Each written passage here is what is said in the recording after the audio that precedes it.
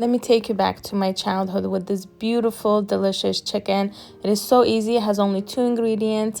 The chicken itself, try to use thighs or wings and onions. That's it. Per every pound of chicken, you're going to use 1 large onion. You need some turmeric, salt, and some olive oil.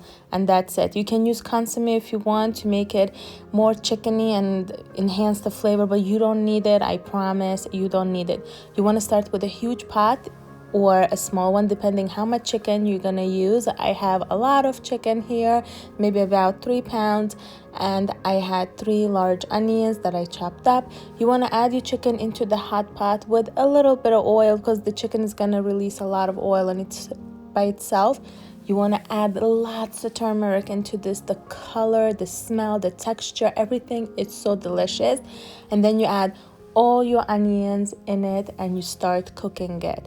You add a generous amount of salt, mix everything together completely. You know, it's gonna look a lot. It shrinks down, the chicken will shrink down, the onion will disappear and turn into this gorgeous paste in your food. You can serve this with bread, you can serve this with white rice, you can serve this with anything your heart desires, even mix it in with pasta.